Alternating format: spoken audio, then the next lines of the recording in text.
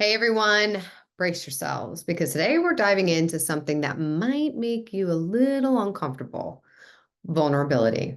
I know what you might be thinking. Vulnerability, isn't that a weakness? Shouldn't we be talking about being strong and confident? Well, buckle up because we're about to flip the script and discover how vulnerability might just be your superpower. Are you ready to unlock a whole new level of personal growth and deeper connections? Let's dive in. Let's start by defining what we mean by vulnerability. Brene Brown, who is a researcher and that has done a lot of groundbreaking work in this particular area, she defines vulnerability as uncertainty, risk, and emotional exposure. So, in those moments, we step out of our comfort zone, share our true selves, and open up to experiences without guaranteed outcomes. A lot of people think vulnerability is about oversharing or being an open book to everyone you meet. Well, it's not. It's about having the courage to authentically show up and be seen when there are no guarantees. It's about sending that email to pitch your ideas even when you're afraid of rejection. It's about telling someone that you actually care about them, even if you're not sure they feel the same way.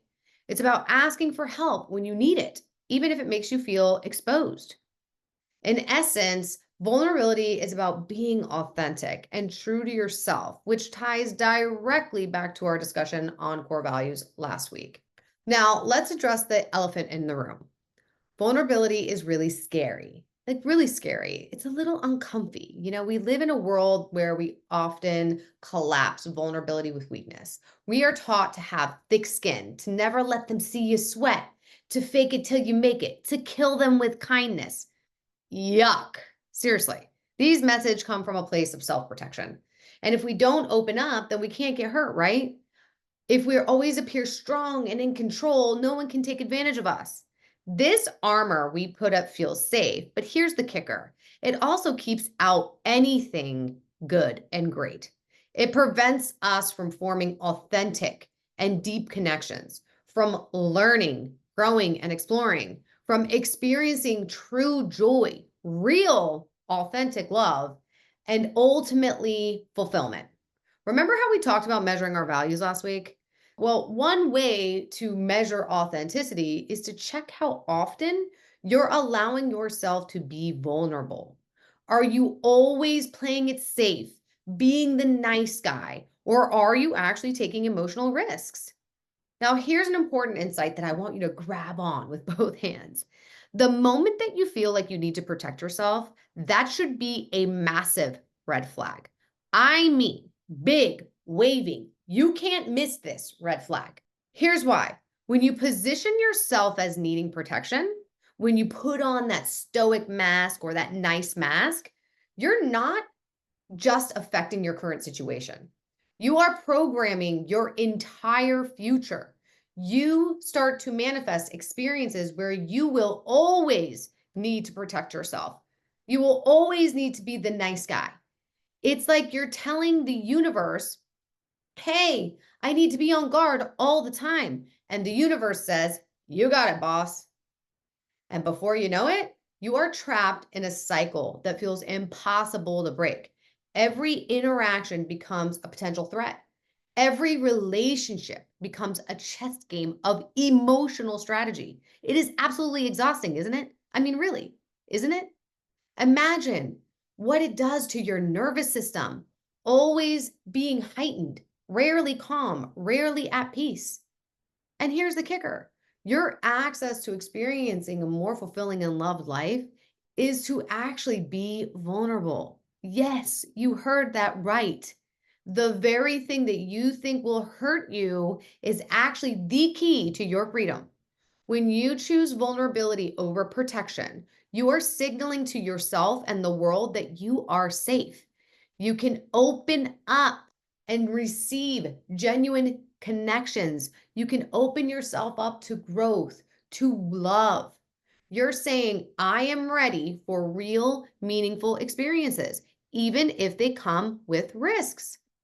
Now, listen, it's not easy. It can feel like you're jumping off of a cliff. But let me tell you, On the other side of that leap is a life so rich, so full of genuine and authentic connections and experiences that you'll wonder how you ever lived any other way. So, why should we embrace vulnerability? Well, let's break it down. One, you have stronger connections. When we allow ourselves to be vulnerable, we create space for genuine, authentic connections. Think about your closest relationships. I bet they are the ones where you can be your true self, flaws and all. Vulnerability breeds empathy and understanding. Two, increased self awareness. Being vulnerable requires us to be honest with ourselves. It pushes us to confront our fears, our hopes, our shortcomings. This self awareness is critical for personal growth and living in alignment with our values. Third, innovation and creativity. When we are not afraid to fail or look silly, we are more likely to take risks and think outside the box, not calculated. You are open to discovering. Vulnerability is a birthplace of innovation. Four, authentic leadership. Leaders who show vulnerability are more often seen as relatable and trustworthy. It creates a culture of openness and psychological safety. Five, emotional resilience. Counterintuitively, embracing vulnerability can make us even more resilient. When you're not afraid of difficult emotions, when you allow yourself to feel whatever there is to feel, we are better equipped to handle all of life's challenges. All right, so now we know vulnerability is valuable, but how do we actually practice it? Here are some practical steps. Start small. You don't have to bare your entire soul to everyone you meet. Matter of fact, please don't. You don't know if they actually align with your values, right? So start with small acts of vulnerability, like sharing an unpopular opinion or asking for help with a minor task. Practice acceptance. Remember, being vulnerable means that you might face rejection or failure. I like to collect no's, for instance. The more I collect no's, the more yeses I will collect as well. Identify your armor. We all have ways to protect ourselves from vulnerability. All of us do. Maybe you use humor to deflect, or perhaps you overwork to avoid personal relationships. Identify these patterns and challenge them. Embrace the awkward. Vulnerability can feel awkward. That's okay. Accept it, be with it, embrace it. The more you practice, the more comfortable it becomes. Align with your values. Use your core values as a guide. When you're acting in alignment with your values, vulnerability becomes not just easier, it actually becomes organic, authentic, because you're being true to yourself.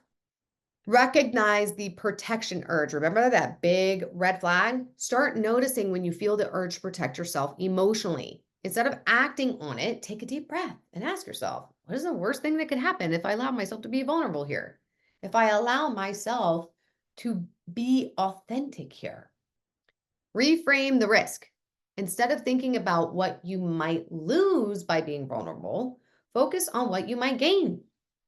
Is it a deeper, more authentic connection, a new opportunity, some way of growth, personal or professional? Practice gradual exposure, like building any skill, start small. Share a minor insecurity with a trusted friend, express a need for help in some situation. Gradually work your way up to bigger moments of vulnerability.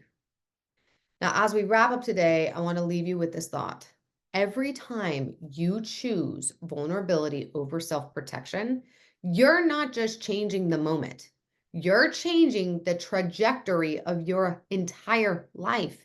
You're opening doors to deeper love, more authentic relationships, and a fuller, richer experience of life. Because who you are being is attracting a match of that experience. If you are being that you have to protect yourself and have this armor or kill them with kindness, or you have to fake it till you make it, you get in return more experiences that will continue to reinforce that way of being. It is up to you to stop, notice that, and shift, change that by opening up to things like vulnerability or opening up to looking at how embodying your core values is going to produce different results in your life. So, your challenge this week is to notice those moments when you feel the urge to protect yourself. And in at least one of those moments, choose vulnerability instead of protection. It might be scary, it might feel uncomfortable. I get it, but I promise you it is worth it. Now, remember, the path to fulfilling a life isn't about building higher walls or thicker walls. It's about having the courage to keep your heart open, even when it's scary, especially when it's scary. Open up to receive, break down those walls so that you can actually receive what you're praying for, hoping for, wishing for. Thank you for joining me today on Empowering Monday. I'd love to hear about your experiences with choosing vulnerability over self protection. I'd also love to hear any other topics that you would like me to cover. And until next week, keep being courageous, being vulnerably you. And remember, you've got this.